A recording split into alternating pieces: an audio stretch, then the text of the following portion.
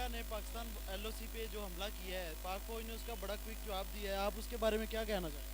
जी, हम ये कहना चाहते हैं कि पाक फ़ौज ने बहुत ज़बरदस्त मुजाहरा किया उसका, उनको जवाब दिया है।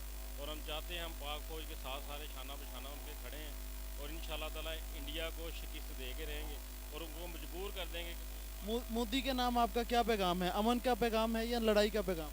नहीं। पैगाम देखें जी, पहली सूरत तो ये है कि जंग किसी मसले का हल भी नहीं होती, लेकिन अगर वो बाज नहीं आएंगे तो फिर इसका हल यही है कि हम उनको जवाब देंगे। और वो तो बंदा ही कोई अजीब सा है, क्योंकि वो तो शुरू से कातल है। वो उसने गुजरात में जो मुसलमानों के साथ किया वो भी सारा आपके सामने है, ये वो जो भी किया। के साथ देंगे? बिल्कुल देंगे। मैं अपने बच्चों को भी जाने को तैयार हूँ।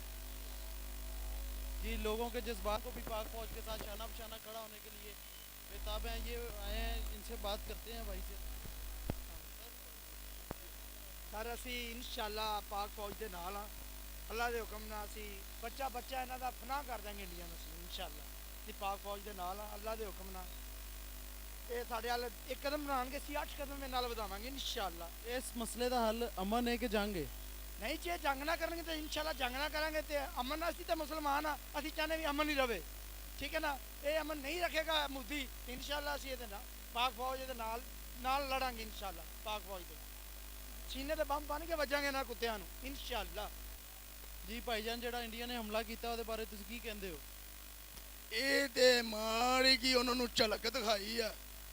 ਹਜੇ ਤੇ ਇਹਨਾਂ ਨੂੰ ਵਹਾਣਾ ਵਾ, ਹਜੇ ਤੇ ਐਵੇਂ ਆ ਉਹ ਕੀ ਉੱਥੇ ਬੈਠੇ ਅਸੀਂ ਇੰਨੇ ਮਾਰ ਦਿੱਤੇ ਇੰਨੇ ਮਾਰ ਦਿੱਤੇ। ਇਹ ਪਾਕਿਸਤਾਨ ਨੂੰ ਮਾਰਨ ਲਈ ਬੜਾ ਕੁਝ ਸੋਚਣਾ ਇਹਨਾਂ ਨੂੰ ਪੈਣਾ ਵਾ, ਤੇ ਪਾਕਿਸਤਾਨ ਦਾਦੀ ਮਰੇਗਾ।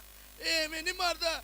ਇਹ ਤੁਹਾਡੀ ਇੱਕ ਦੇ ਵਿੱਚੋਂ ਕਲੇਜੇ ਚ ਇੰਜ ਕਰਕੇ ਤੇਰਾ ਕਲੇਜਾ ਕੱਢ ਕੇ ਬਾਹਰ ਲੈ ਕੇ ਆਏਗਾ। ਨਾਰੇ ਤਕਬੀਰ। ਪਾਕ ਫੌਜ ਨੇ ਇੰਡੀਅਨ ਆਰਮੀ ਦਾ ਬੜਾ ਮੂੰਹ ਤੋੜ ਜਵਾਬ ਦਿੱਤਾ ਹੈ। ਤੁਸੀਂ ਪਾਕ ਫੌਜ ਦੇ ਨਾਲ ਹੋ? ਇਨਸ਼ਾਅੱਲਾ ਜੀ ਬਿਲਕੁਲ ਨਾਲ ਹੈ। ਸਾਡੀ ਜ਼ਰੂਰਤ ਪਏਗੀ ਜਾਨ ਵੀ ਦਿਆਂਗੇ। ਔਰ ਬਿਲਕੁਲ ਜਿਹੜਾ ਹੈ ਨਾ ਅਸੀਂ ਤਿਆਰ। ਇੱਕ ਦੇ ਵੰਡੇ 'ਚ 14 ਬੰਦੇ ਆਉਂਦੇ ਨੇ ਪਾਕਿਸਤਾਨ ਦੇ ਵੰਡੇ 'ਚ। 14 ਨਾਲੋਂ 28 ਮਾਰਾਂਗੇ ਉਹਨਾਂ ਦੇ। ਇੱਕ ਜੇ ਜਾਵਾਂ ਇਨਸ਼ਾਅੱਲਾ ਅਸੀਂ ਜੁਰਤ ਨਾਲ ਹਥਿਆਰ ਅਸੀਂ ਮਗਰੋਂ ਪਹੁੰਚਾਵਾਂਗੇ, ਅਸਲਾ ਪਹੁੰਚਾਵਾਂਗੇ, ਪੈਸਾ ਸੋਨਾ ਜੋ ਹੋਇਆ ਫੌਜ ਨੂੰ ਦਿਆਂਗੇ ਬਿਲਕੁਲ ਇਨਸ਼ਾਅੱਲਾ ਜੀ। ਕਿਉਂ ਅਸੀਂ ਪਿੱਛਾ ਕਿਉਂ? ਅਸੀਂ ਉਹ ਨਹੀਂ ਵੀ ਪੈਂਟ ਕੋਟਾਂ ਪਾ ਕੇ ਤੇ ਵਿੱਚ ਹੀ ਦਰਕਣ ਵਾਲੇ ਕੋਨੀ ਗੇ। ਮਾਰਦੇ ਵੀ ਕਲਮਾ ਅਸੀਂ ਪੜਾਂਗੇ ਔਰ ਸ਼ਹਾਦਤ ਅਸੀਂ ਨਸੀਬ 'ਚ ਆਏਗੀ ਇਨਸ਼ਾਅੱਲਾ ਸਾਡੇ। ਪਾਕਿਸਤਾਨ ਜ਼ਿੰਦਾਬਾਦ।